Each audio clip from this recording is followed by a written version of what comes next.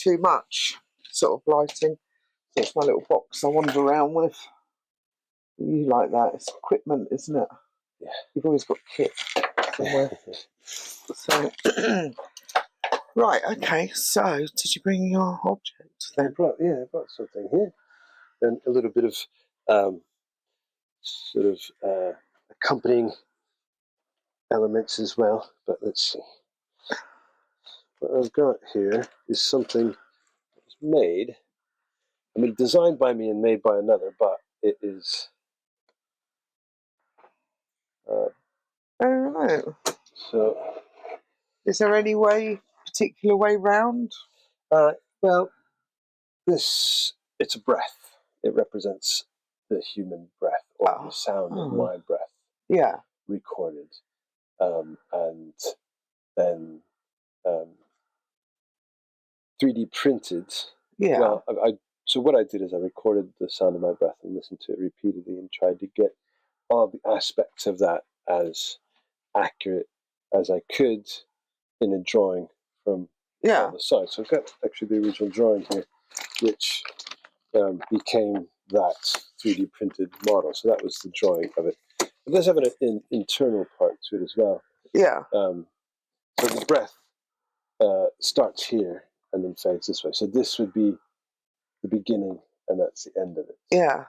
And how did you generate these shapes? What did you use to kind of create these shapes? Well, I mean, I have synesthesia, which is a condition where senses overlap. And I think it's more common than most people imagine. And the more it's being researched, the more aspects of it are found in the general population. So when I first started looking into it myself, I did a PhD on the visualization of sound and synesthesia because I realized it was something I experienced. And at that time, it was considered to be maybe 1 in 100,000, and now it's down to more like 1 in 1,000. And it depends on how you look at it. And the types of synesthesia are quite broad. I experience a few different types, but the one that I use a lot in my art is visualization of sound. So I get a sense of sound being shapes and textures that move in the space around me. So obviously, if I'm paying attention to it, I can see it more clearly. If I'm doing other things and don't want to let it distract me, I can let it fade in the background like you would with any sense. So this was just recording sounds.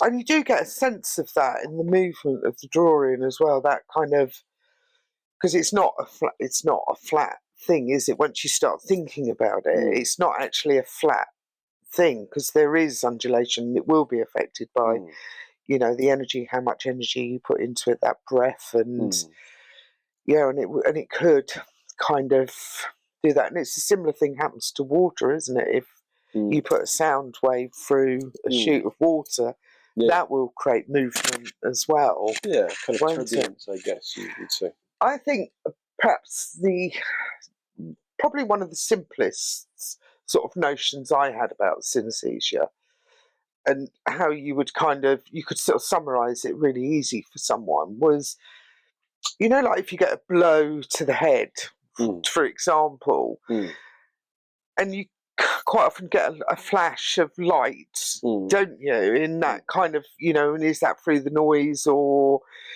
I haven't had that many blows to the head, but no, I can remember one where I was an art student. We did a summer trip somewhere to a seaside resort, end of term thing, and we all went on a bouncy castle and the massive dome thing, and I bounced backwards like as someone was going kind of behind me. It's one of those ones, and their leg cracked onto my head, and I just got this white light. And experienced similar things. So that's kind of how I kind of imagine, because when I was first introduced to it was kind of described that one of the most common ones, when there's the person who has synesthesia hears a sound, they get a visual representation, almost like a firework or a splump, or depending on the type of sound and everything. So it's quite interesting. And yeah, and I remember my first, when you go and do your foundation course. So we went into the foundation course, and I was 16 when I did mine. You could do it at 16. And within the first 2 weeks, we had to do all these peculiar things, which, as a 16-year-old coming from school, very out your comfort zone. In many regards, and triggers lots of self-conscious, things to make you feel self-conscious. But I think, getting people out of their comfort zone was probably part. But one of the things they did was they created a load of sounds that we had to go and listen to, and then we had to visually represent those sounds. And so there was like a raspberry noise and I don't know, a musical instrument. I can't remember all of the sounds. I think there was a clap, quite basic, kind of stuff. But it kind of gets you thinking in, I suppose, from their perspective, they're trying to broaden your creativity through areas you hadn't considered before, broaden your imagination. And so do you think then that synesthesia leads your creativity? No, not necessarily. I think it's an influence on it. I think it's something that's always been part of the way I see the world. And even before I understood what it was, and I still don't fully understand it, but and when I was younger, I didn't even know the word synesthesia, and it was just that this is how I see the world. And then I started researching it at university and came across other people who had it, and it's part of a conversation I have with a lot of different people. And I think about it when I'm creating. But I'm very much an experimentalist in my work and also influenced by all sorts of things, and I'm interested in all sorts of things. But it is a tool that I have, and it is something that I can look at and think about in terms of the way that I perceive the world and the way I can represent the world in my work. So it's one of many influences. Do you think so? Do you think it's quite? Do you find it's quite a useful tool? Do you find it frees you up? And do you think it expands? Do you think it broadens that? Because you're being offered something slightly, it's almost like, is it potentially a gift, do you think, for being creative, or do you think it hinders? Yeah, it's interesting that I think it is. I enjoy it, so perhaps you could say it's, for me, a gift. I think most people who I know who experience synesthesia talk quite fondly of their experiences, and they identify quite strongly with it. And I have used it quite a lot in my work. At times, I think it's become limiting in the sense that there's an expectation that my work is about that. And particularly, there was a time where I focused a lot of energy on understanding how to visualize my experience through painting and drawing, and I did a lot of research in it. I worked with other artists on projects, and it was almost like, Tim is the artist who does his work about the shape of sounds. And that was an expectation, and actually I don't want that limiting expectation. Yeah. I want to explore lots of things. And as I said, I don't want to limit my experience or my creation to synesthesia, but I also don't want to say I'm not going to have it in there. I just let it be part of what I do. And it finds its way into most of my work probably in one way or another, but I'm not necessarily going to say, oh, this is about synesthesia, this is not, that's an element of synesthesia here. It's just part of the whole. Yeah. And I do think... And I can see how it could limit as well, because I would imagine maybe there's a commonality of the shapes that perhaps, because of, that's just generally how we are, aren't we, as sort of how the brain works, it likes to create, essentially the brain likes to try and cut down on chaos, really. It doesn't like chaos. That's why we see faces in toast, and because we're trying to, of a random thing, we're trying to create order. It likes to create order and recognition and that type of stuff. And so I think, it might be kind of, those shapes might limit where your work goes, because for me, I feel your work has a surrealist quality to your work. And I think I can see it's like otherworldly, like, there's a real accuracy with your work, in how you draw and, and sort of execute your work. But it still has that kind of otherworldly, kind of surreal quality that like Dali had, and, those, that sort of style, I sort of feel as sort of otherworldly elements to it, but with the realism kind of overlaid and everything. And yeah, it's interesting. Yeah. I think I've always been very interested in transformation and things in the moment of transformation. So, and that's one thing that interests me about this as well. This is transformation. So, it starts here and ends here. It's in reality, this object represents something that's happening over time. Yeah. And would not really kind of necessarily end there, almost, would it? It's what can be seen and what can be captured and read, but also it's about expressing, that movement that you sense, and so you got to stop it somewhere, haven't you? It could just be going forever. Well, that's true. I think some of my paintings, the more abstract stuff that is actually very often representative of what I see through my experience of synesthesia, is a layering and a layering and a layering of, of sound and other aspects in transformation. Yeah. I think the surreal thing as well is bringing out other aspects of maybe non-visual experience, such as trying to create characters or scenarios or situations that transmit a mood. Yeah, that's really interesting. Yeah, I think that could be really interesting. Maybe almost like a fairy tale or something along those, like like if you imagine that something like that element, for example, created into a character, I think that might could be a really different direction, a different kind of angle to kind of take things to, perhaps. Yeah, I mean, I don't know if you've come across my work of my fictional band Los Mentales. No. There's a whole series of characters. Actually, I think I've probably got an example of one of them here. I've got on my card. But basically, they're a little bit that. So they're all different characters. They're quite surreal looking.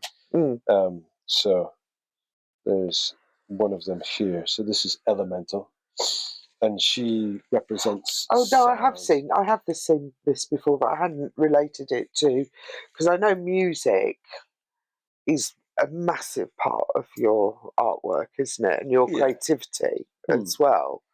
Because you were saying earlier how you used to work, you put a CD on or a cassette, and then do a session of work, and then have a break, and then do another, another sort of series of work. I find music, really helps the day flow, doesn't it? Really, when you're creating. Absolutely. So, very much so. But I can see the elements of, the kind of organic shapes, really, isn't it? And I suppose it's that what that thing generates, within you, if it's a sound or something like that, and it's just pushing out and going further. I think could probably make a really nice animation as well if you work with someone who perhaps we know someone. Maybe. I mean, it is. Some of my work has been put to animation, but it's a creative arena which I find difficult.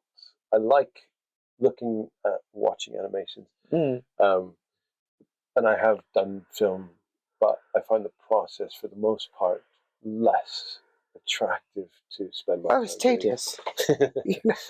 There's not another word for it. It's tedious. I was avoiding that word. But I do know people who that's what they spend their whole time doing. But I think they also doesn't make it less tedious. It's how you work. It's what you. It's. I think you could look at someone maybe who's a programmer and just think, oh, I couldn't do that all day, just sitting there like that. But to them, it's that kind of people who get into maths because they think it's magic, and they can see the magic in maths, and in the end, if you can't see it, if you can't see what you're creating, and it's their mind's working in a different way. And I think for someone who does kind of like animation, it's a completely different thing because I think they're always thinking a few steps ahead of where they are. Whereas I think if you're kind of not a natural animator and you're trying to force your way through, you're kind of in that moment, and then you've got loads more of those moments, and it's just quite a slow kind of. It's quite an arduous process. I went through a period of doing like animations and things like that, and what I actually discovered was I enjoyed learning it, but ultimately I was kind of I think I was just really average at it, really, in the end. And at the beginning, probably. Well, I don't think, as I say, I don't think I had enough interest in it to, because when I'm working, when I'm painting, when I'm creating images, I see beyond the moment I'm in, way beyond that. And sometimes when I do a collage, I can see the collage and I've still got to produce the painting. And it's, but I'm happy with that process. I enjoy that process, and I enjoy thinking ahead. Whereas with animation, it's almost like you're wrestling a tiger constantly, and it's on top of you rather than you being on top of it. And I think, but you can't kind of get, I found I couldn't get a rhythm going with it, really, I suppose. And I think probably some of my better work is that moments when you create, sometimes when you create and you feel you're close to the edge of falling over as you're doing it, like hurdles. I see it's doing hurdles, and you just got to keep going, and you can't kind of have that it's too technical, I think, really. I mean, I think what you're describing is how I feel about it as well. I can understand the process. I've done a little bit, but I think it's that thing of not being involved enough sort of emotionally with my own interest or passion to kind of keep going. And with painting and making music as well, which just became a part. I sort of started playing with music via my work of visualizing sound, because I was playing with sound to see if I could find new shapes. And eventually I started, the beginning I wasn't that into it, but because I was doing it so much, I started getting more and more into it, and more interested in it. And I just haven't had that process with film or video or animation, or I haven't been doing it long enough to get into it. I mean, I gave it a good old run, because it was quite lucrative in the late noughties. Flash, if you knew Flash, it was very, very lucrative, and so I was sort of up for doing the work, kind of enjoyed that side of it, but it always felt clunky. I don't like things that feel clunky, because I think if it feels clunky, it's going to look clunky.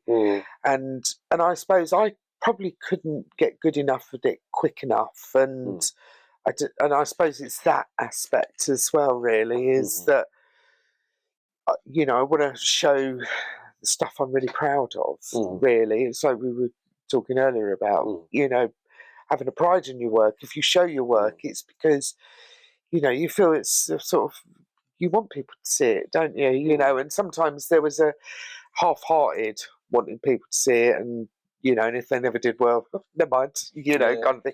And it wasn't terrible, it wasn't terrible stuff I did. It's just, I just don't think it was very slick, really, because of the faffiness of it all. I hate a faff. It's interesting. I mean, I think, probably looking at your work, I think a lot of people think, well, that was a bit of a faff to create that. But you probably, I'm thinking about your collages, some of the very they are a faff, trust me. Gold Leaf, which I do a bit of myself, is bloody faff, excuse me. It's very, done some this morning. Dead easy.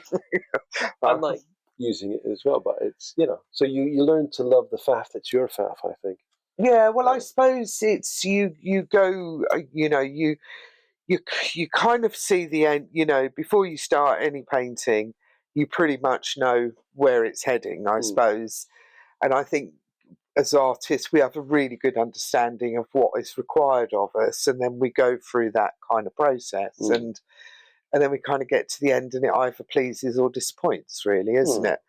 And it's quite tough when you do work, and then you're kind of about 40% in, and you just think, "Ooh, I don't know if this is going to work." Do you abandon ship, or do you just keep chucking out the buckets? Really. And I try and push through always.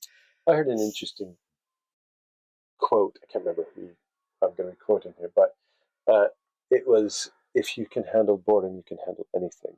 Yeah. I think it's very interesting. It makes me reflect a little bit on even my sort of roots of visual art when I was drawing, and probably this would be sort of junior high school, what you call secondary school here. Yeah.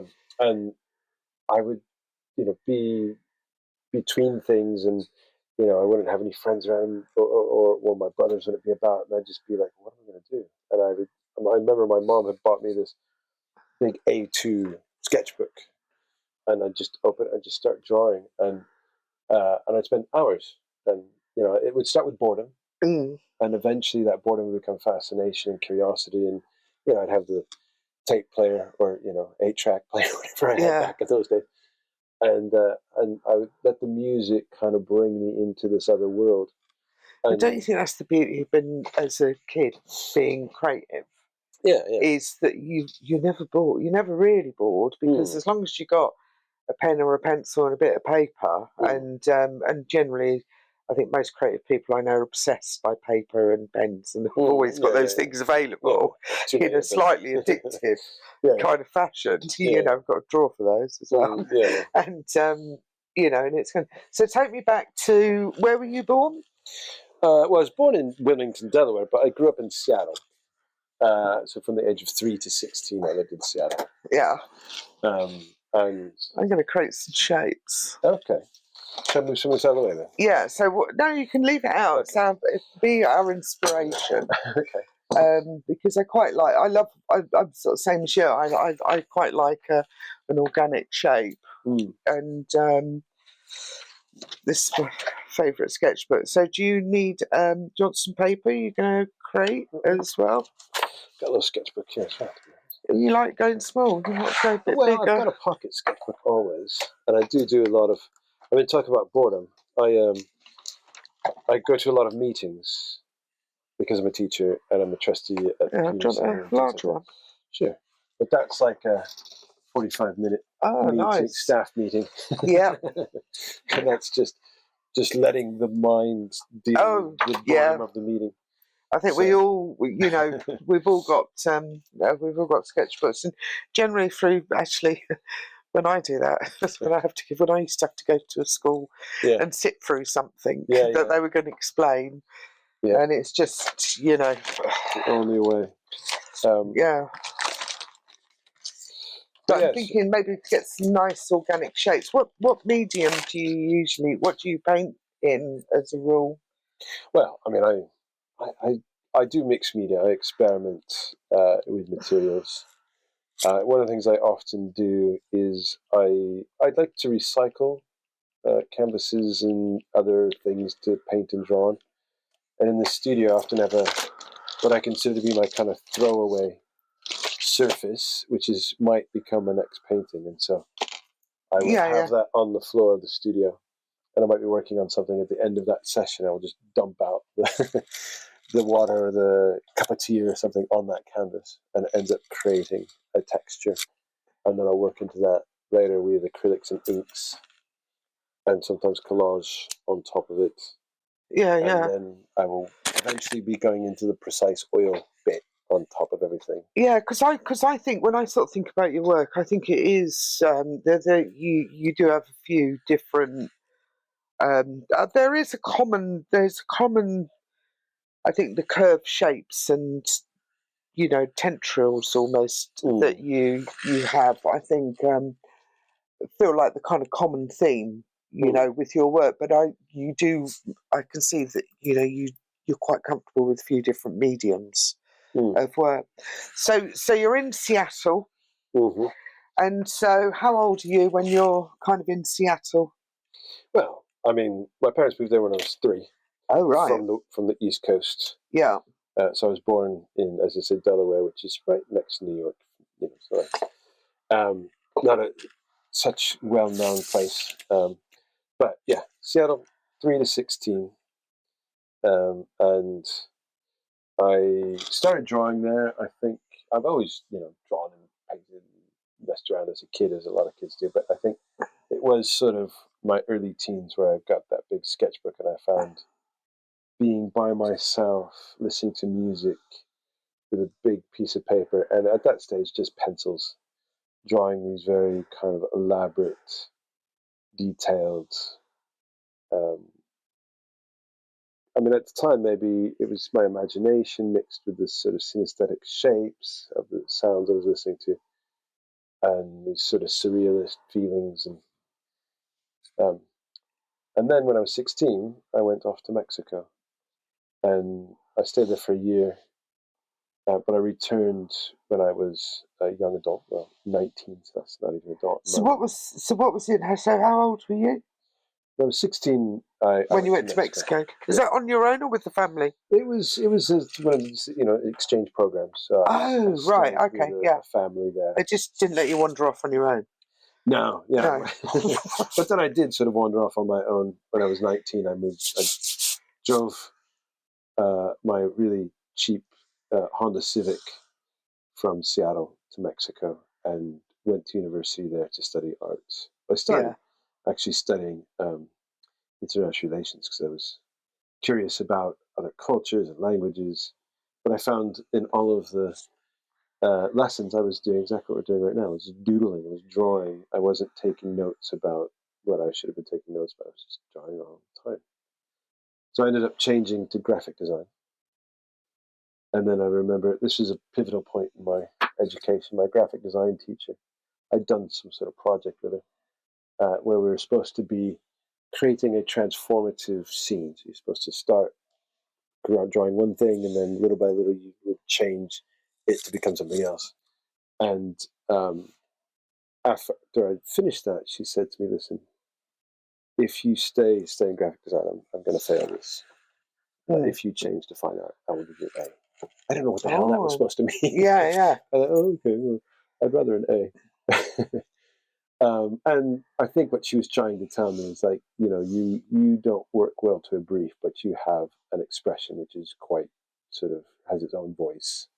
And that's what she thought I should develop rather than trying to work for a client. I think people think they understand graphic design an awful lot more than they do. And I mean, the average person, I think, thinks they do understand graphic design really, really terribly well. And I think it's actually a much more challenging skill than just being able to draw. Yeah. Because it's kind of having a slightly different mind where you see something is 1 millimeter out with, like font, for example, and, things like that. So I kind of, art is a more fluid thing. There's so many more rules to graphic design, and it's whether that suits or not, really. And we don't have the reverence for, in the UK, we don't have the reverence for graphic design and illustration that they do in America. It's a much more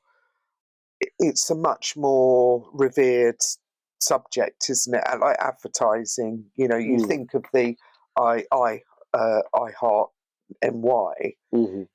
You've got things like that have come out of America, and that is recognised. You don't get that in the UK, particularly. You really, really don't. And it's never thought about that. Yeah. So when did you? So you started off, and so you were at art school for a few years. Yeah. And then what brought you to? So how soon after that did you come to the UK? A bit, yeah. So I did a little bit more exploring after that. I went to Italy and studied printmaking, so traditional sort of printmaking using acids and dry point and that kind of thing for half a year, and then finished my degree in Mexico, and I went back to Seattle. Opened a studio there, worked as an artist, starving artist, Yeah. for a couple of years. And then I had a brother living in Tokyo, and he coached me out there. So I lived in Japan for a year and a half. I did a little bit of sort of studying of illustration and drawing while I was there, more independently, not going to any official school.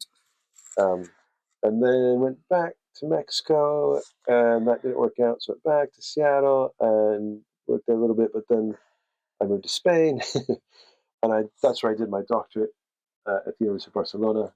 All right. Yeah. And, Then that was in synesthesia. yeah, well, it was in fine art, but I Yeah. specialized in the sort of researching the visualization of sound in fine art in contemporary and modern art. So I was doing historical and also kind of practical research, Yeah.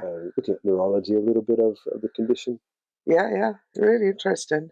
But yeah, when I finished that, I had met Sonia, Yeah. my wife, and she wanted to come to the UK. Her mom lived in London. Is she Spanish? She's Irish. Irish, right? Yeah, so she's from Dublin, and her mom was living in London, and she wanted to come and do an MA here as well. And so we came back thinking we'd be here for a couple of years, and that was 20 years ago. Yeah, and here you are 20 years later. Yeah. So I've lived in the UK longer than I've lived anywhere else in my life. Yeah. So your folks, they're still in America? Yeah, they're in Seattle. I have two brothers in that area as well. So when it comes to when did you realise that art was kind of that thing? How old do you think you were when you kind of got that sense that this is sort of something yours kind of stand out? Yeah, well, I mean, that was probably it's one of those things that's sort of fluid in my life. I think as a very small child kid, I was seen as the kind of one who had the wild imagination, who would talk about things in a crazy way, who would play around with shapes and things differently from my brothers, for example, and in my sort of family circle. But as a teenager, it was when I started doing that drawing. I hung out with the kids at school who liked to draw. Mm. Graffiti was coming into the cool kids, Tim. Are you talking about the cool kids here? Yeah, it must be. And I remember being, I was never really that into graffiti, but I liked the drawing. Yeah. And I would hang out with all these kids who loved the graffiti, and we would design letters and stuff, and I would draw the characters. And I remember hanging out at lunchtime and break in the library, and I'd be just drawing with this group of friends. We'd just sit and draw on pieces of paper together. I just remember really enjoying it and loving and doing it all the time. Mm. And I think there was a thing about, and I think a lot of people who end up going to the arts experience this kind of, is this crazy? Do I want to actually go into this as a thing for my whole life? And with my parents also sort of saying, maybe you should follow up that science idea that you had. You're quite good at I something think else. parents are terrified of it. I had it's a story I recount quite often of when you do parents' evening, and I don't think you had quite the reverence back in the day when I went to 1970s education system. And so we do the rounds with all the teachers, and then you sit down with your form tutor just to kind of, I suppose, as a kind of breakdown, you know what I mean, of how's it going, type of thing. And it was the first time I was aware of someone backpedaling in a conversation, shall we say. Because my mum sort of said, well, we recognise she's probably going to go into, kind of go to art school or whatever. She said, but you do worry about going to art school. And, the types she might meet and that type of thing. Yeah. And at that moment, I think she must have remembered that my form teacher was an art teacher at school. And chances are he had been to art school and was possibly one of those types. And one of those types. And then I was just, like as a kid, I was just delighted to be watching my mum look so uncomfortable in the situation, and not really getting, when I look at the bigger picture now, because I think I would have been better to have gone and done 2 years foundation without a decision of what area to go in, whereas I think my parents decided that fashion design was a much more ladylike and kind of better career path, possibly. Who knows, and and so I ended up doing sort of similar story to you. I went into do fashion and fashion illustration. I love the illustration side of it, and to be fair, I love design. I really do enjoy design. And I did work in the industry for a few years, but it was always pulling me back. The kind of illustration side of it, the creative side of it, always just was the pull. It wasn't, the desire wasn't to create loads of fashion design pictures. The desire was to create artwork. And I think because I hadn't done that kind of foundation, it was sort of probably clunkier when I did eventually find myself back in the art world, which was a shame, I think, possibly. But I don't really, but also I don't, if I'm honest, I don't believe in that anyway, because I think life has a way of taking you where you need to be, and at the right time and the right place. And I think if you listen, it will take you, Yeah, it's a shame.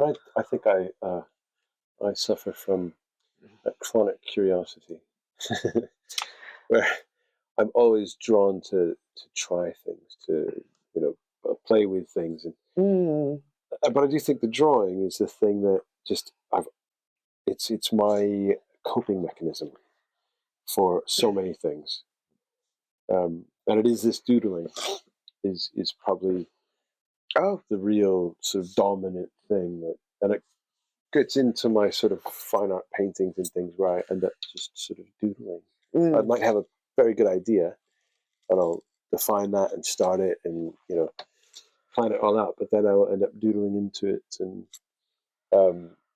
then things become quite complex. And but yeah, I like that. Yeah. But I'm always drawn to try new things, and so I'm a bit of a tinkerer as well with all sorts. What type of thing? Like bits of wood or? Well, I'm speaking sort of metaphorically. I mean, more like sort of I've got more into playing different types of music and just trying out. Often I'll go to my studio and just say, I'm going to see if I can make a sculpture out of these wires I took off the wine bottles. And I've loads of little things that are kind of half played with and unfinished. But I think it's a kind of, I think what they are like visual mind maps. So rather than writing a word in the middle or a notion and then working your way out of that, you're kind of doing it in a more visual, constructive way where you're kind of trying to work. I think it kind of works. But I'll tell you the thing I have. I'm not very good at doing nothing.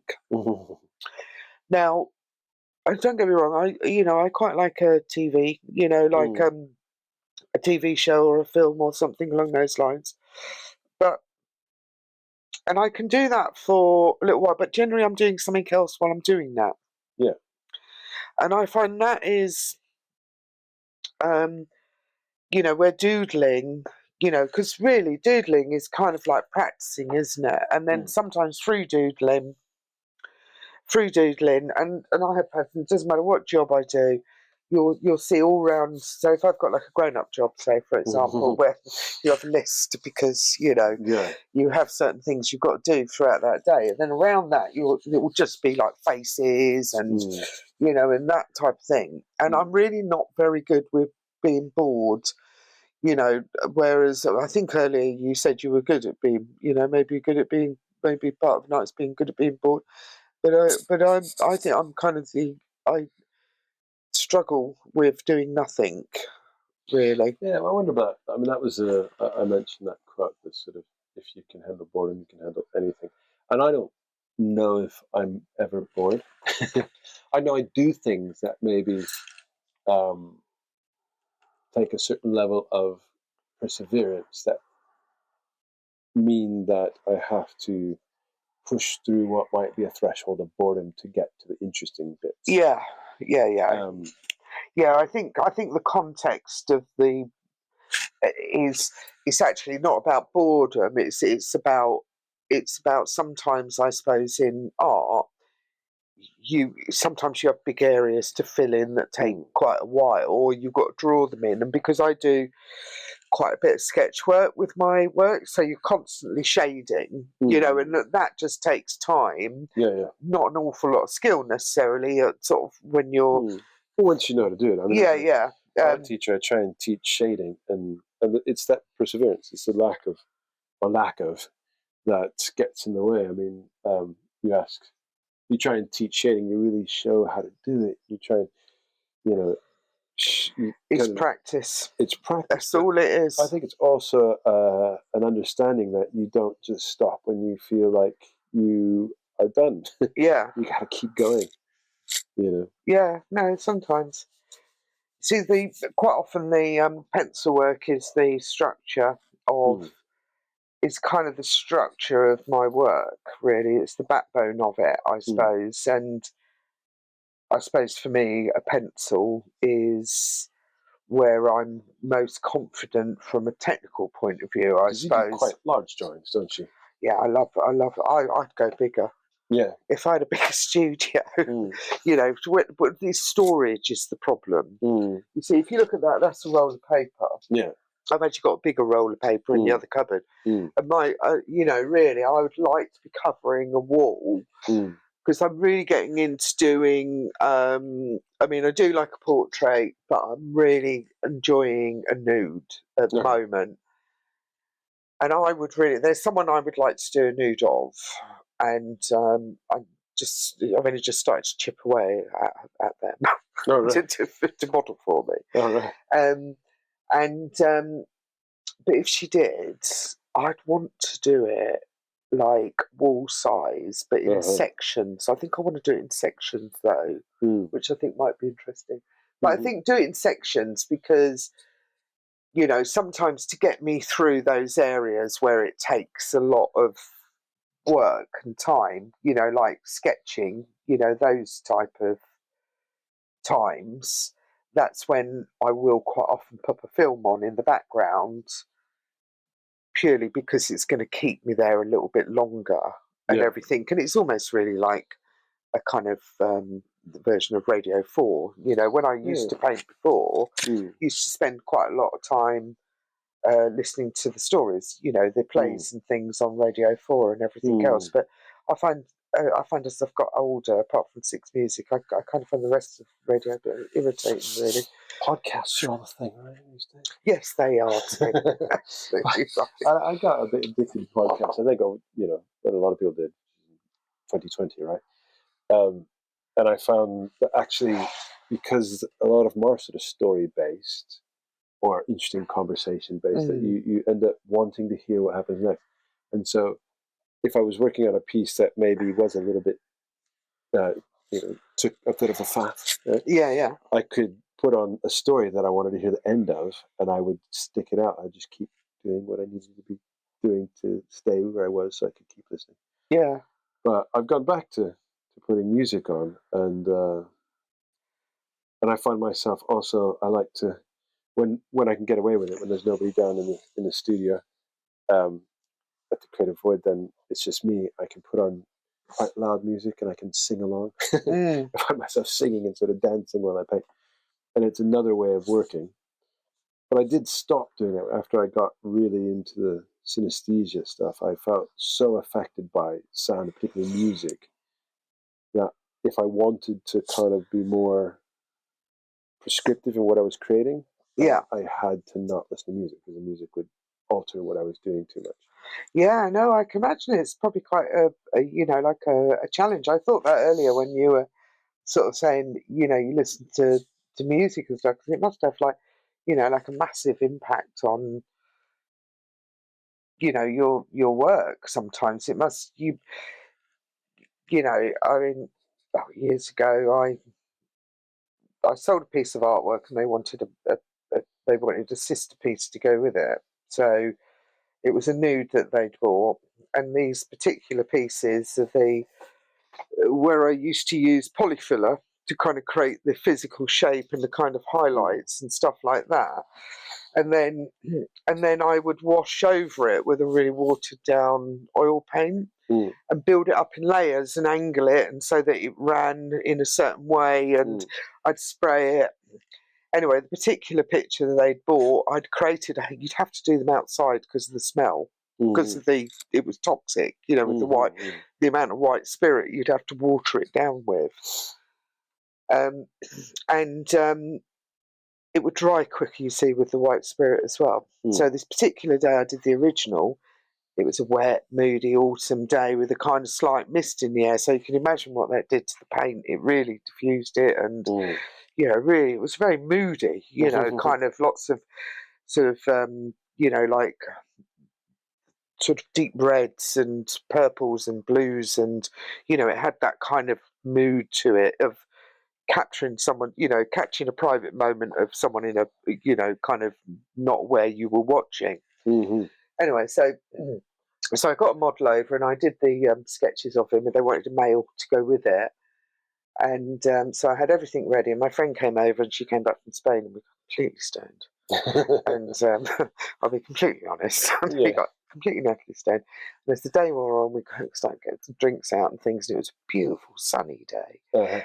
And I came down the next morning, and I looked at it, and it was like, well, picture of Dorian Gray. Yeah. So it was Technicolor.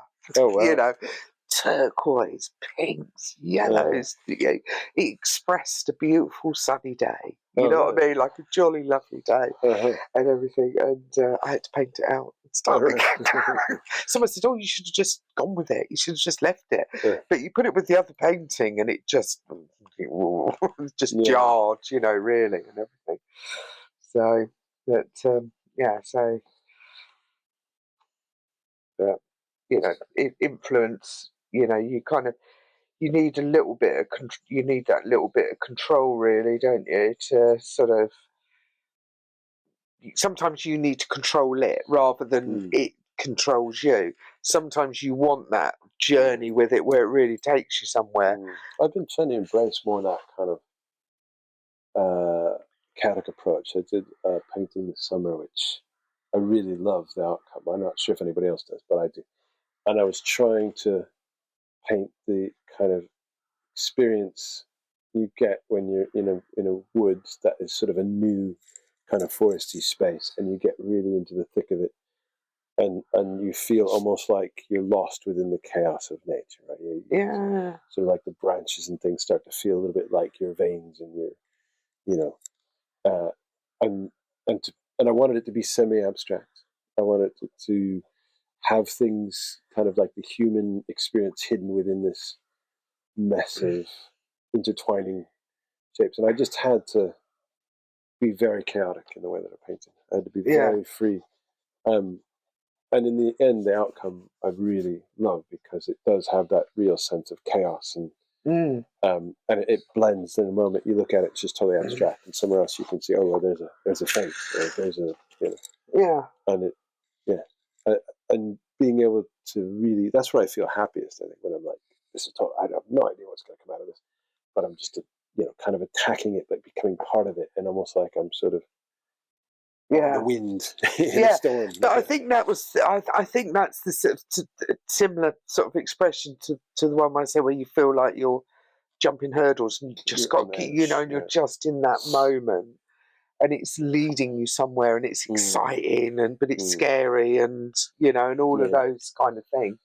And I think that's when, you know, all right, I'm going to go and get a bit of water. I'm going to add a bit of colour to mine. Yeah, How are you doing? No, I'm sort of, I don't know.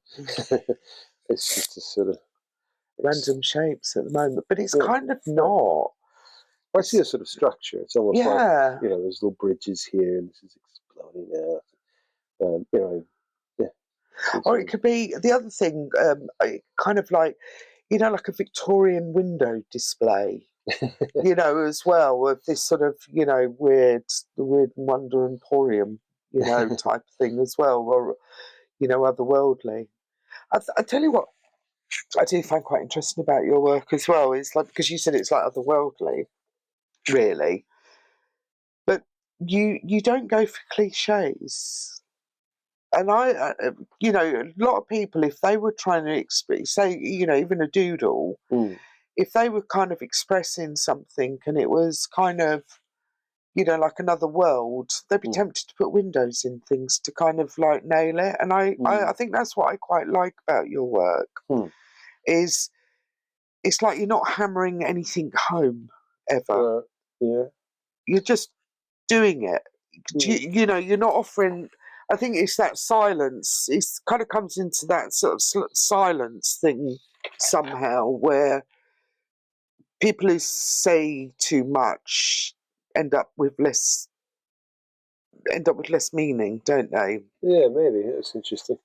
I think it comes a little bit from that bored teenager who was trying to find something that fascinates them. I'm sort of the drawing in itself is a bit of a journey. Yeah. I don't know where I'm going with it, so I sort of almost like automatic drawing. For a while, I was involved with the London Surrealist group when I lived in London, and we'd get together like once a week or twice a month or something, and we would just sort of play these surrealist games like automatic drawing or exquisite corpse. And I think that comes quite natural to me, that sort of sense of drawing without thinking and not knowing what I'm drawing, but kind of discovering through the process. Because I do think sometimes that I think I am quite slightly, there is a kind of order sometimes. I think when I'm at my freest is probably when I do landscape drawing, because I don't think, you know, I don't think I'm necessarily particularly good at it at all. But it's that it's that thing, isn't it? It's like, you know, if you're an artist, what do you do as a hobby? You know, and I kind of think that landscape drawing is something I kind of do as a hobby. Like, I quite like to go out with friends and stuff sometimes, just with a kind of some paints and a sketch pad, and we just sit and chat, have a picnic, and kind of just do some kind of sketching and stuff. And you know, I've done a few. I quite like them, but honestly, they're just wild. You know, there's sort of, it's like all bets are off on materials, and I will come in after and kind of, you know, I kind of did it a little bit. This was the last when Monica Blackwoods came over.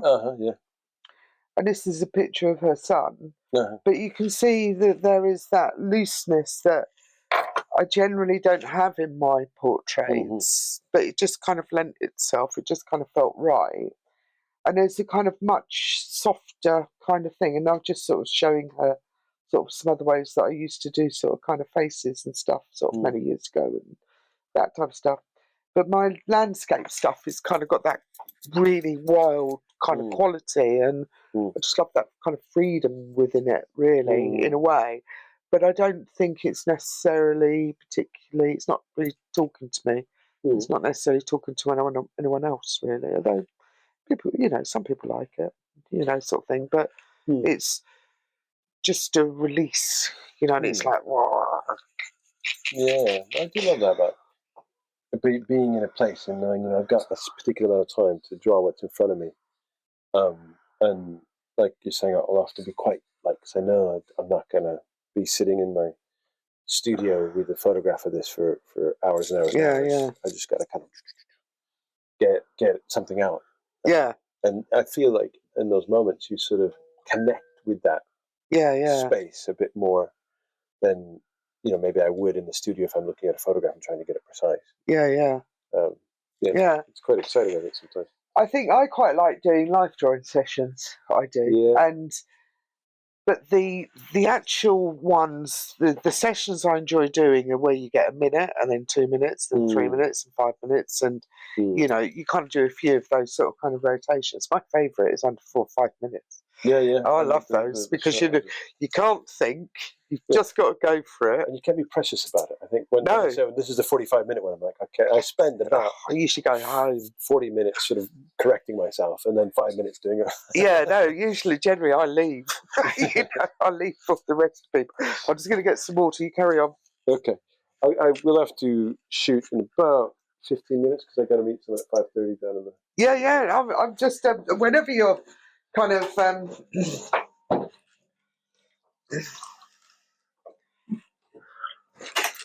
I'm very quick with paint. Yeah. And everything. Yeah, see, things like this, I find I can't get any colour. And right now I'm doing a watercolour at home, and it's this size. Yeah.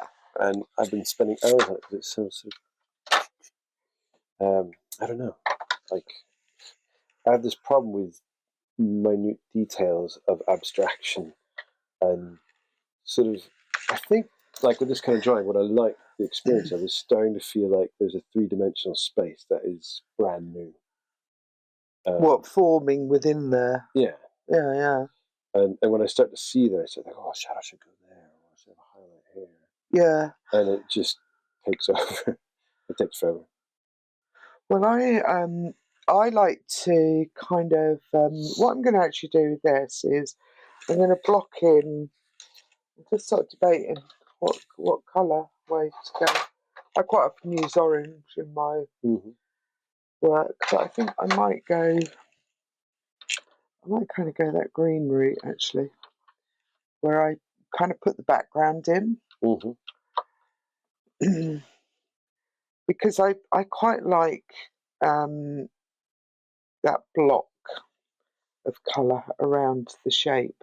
I kind of find it helps it kind of pop. Yeah. I think. Yeah, it's something that when I see, I was thinking, yeah, that's really cool. I should do more. And I do often try and do that, but I get distracted. Curiosity leads me in weird directions. Well, also it's about the thing. I think the thing is about it is because it doesn't always work, and I don't know if "work's" the right word, but I think it sort of it kind of I think it can distract from what you've actually done as well. But if it's effective, it actually just throws it right out at me, doesn't it? Yeah. I find with because I don't necessarily want to add, when I'm doing sketch work, I don't necessarily want to add more black, because I quite like the extreme shading when I do people, for example, when I do portraits. And so I find this gives me an alternative to putting a dark background in pencil. So you're constantly, because you can't, I don't want to go beyond the dark of that. And the thing is, that's as far as you can take a pencil.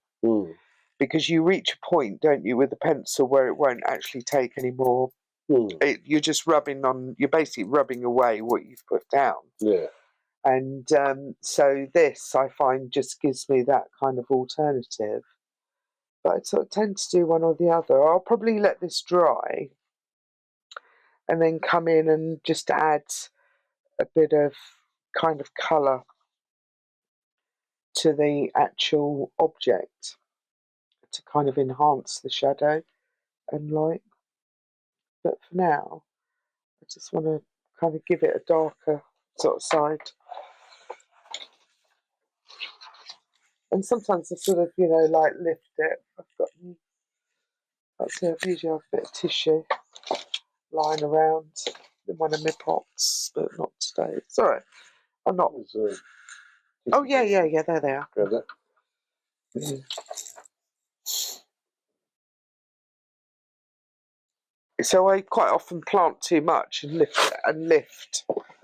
You know, because I quite like the you know what you kind of gain from that, and then you can kind of go in much deeper because you can always add it back, but you can't then take it off later, really. So, do you do much portraiture at all? A bit. I've done a few. I often have faces in my work. I've only, like, in terms of like a portrait of somebody that is a likeness intentionally. Yeah. I have not done that many, but I have done a few, and it's a beautiful thing to do. I find I love doing it, and I find it very challenging. Yeah, it is. You know, yeah, it definitely is. I used to do more when I did people when I was younger. They were all fancy, made up faces, and but that kind of comes from that sort of fashion illustration kind of thing, really. You know, I think it's just, you know, you're looking with fashion design illustrations, you're looking for perfection and beauty, aren't you? You know, so basically your body is taller than it should be, the face is slightly longer than it should be, and you know, features are kind of enhanced, flattened, and all of that kind of stuff. So there's, you know, I think it's very hard to kind of get rid of that influence when you then, you know, I think it took me a long time to actually discover, because I think the most to really discover how you paint people, because it's our brains again play tricks with us, and because faces are really different to each other, and there is commonality, but that commonality varies from face to face, and not everyone's sort of the same. But you kind of, I tend to use a grid system because at least I know there's accuracy there. But what I actually don't like about using a grid system is there's no point doing something. I don't see there's any point doing something really photoreal, because you have a photograph taken. Yeah. You're looking for something beyond that. So what I do is I tend to get everything in the right order. And then what I do is I rub out the thing, and then I shift things a little bit to kind of create different expressions that I feel from that person. And what I hope is by doing that, I'm kind of just looking slightly beyond and into that person to bring out a different sort of side to them. Yeah, it's interesting. Yeah, and then but I don't like them when they're. I did this painting of Elvis. Someone mentioned they were interested in Elvis. Did an Elvis. I thought, well, I'll give it a go, because I've never really been able to sort of do it, you know, because trouble with Elvis is he's a little bit too pretty, really, for a man, and that's quite a challenge when you're trying to do men, you know, sort of. And anyway, I did it, and honestly, it was perfect. You know, he couldn't look more like Elvis. It looked like the thing, and honestly, for me personally, it's probably one of my worst pieces of work. I absolutely hate it, because it just feels pointless, you know, because I haven't gained an insight into him, and I haven't gained, you know, because art is, I think, he's literally going beyond, seeing beyond what's in front of you, and extracting something else from that. And I'm very much into, it's interesting. One of the reasons I was interested in you coming in as well to have a chat was because I'm always looking for the energy in people when I draw them and paint them, and whether that, you know, and where I do it with the, you know, the splash of paint and things like that. That's genuinely where I feel that those energy points are kind of coming from, and I'm literally feeling them before. And it's that I'm after. I'm after that aura of a person, and you know, that just sense of just slightly beyond who they, you know, take you a little bit deeper into that person. And I think when I manage that, and you don't all the time and everything, when you kind of manage that, it feels quite magical, and it's that edge of the thing, you know, it's that kind of edge sort of moment and everything else. So yeah, that's what I'm after really, and I think in a way it's interesting because I think that's what you're doing all the time because you are feeling, you know, you literally are feeling it, and whether you, I'm kind of looking for it, and I think within when I work, and I think yours is always. It's funny because I feel like yours is probably always there, without you kind of maybe even realising. Yeah, I don't know. It's but it, you know, I think one thing I love about my experience of painting it, when I'm trying to like seriously approach an artwork, is the level of challenge to meet. And I think what you're talking about, that kind of sense of, right now I'm working on a piece which I'm finding very challenging, but that's very exciting, and it's sort of a layered portrait, and I'm trying to make it feel like it's moving, like it's spinning, and it's such a challenging concept for me that it's really exciting, and I know I'll get it wrong, but I'll discover something. Yeah, and it's that sense of trying to reach out to that thing that you're talking about, and kind of, I mean, failing a little bit. And my wife always tells me she loves Beckett. She's took me to see Waiting for Godot once, and I was just like, this is crazy, but I loved it. And one of Beckett's sayings, she's got this on a postcard on the wall somewhere. Fail again, then fail better, I think is the quote. And I kind of see that. It's like, but while that's happening, like I'm never quite getting it. I'm getting something, I'm finding something, and I am getting better at that journey, that discovery, that reaching out for that essence that you're talking about, maybe. Yeah, going beyond. I think you do manage it. I mean, maybe you don't. I think we're all at our work.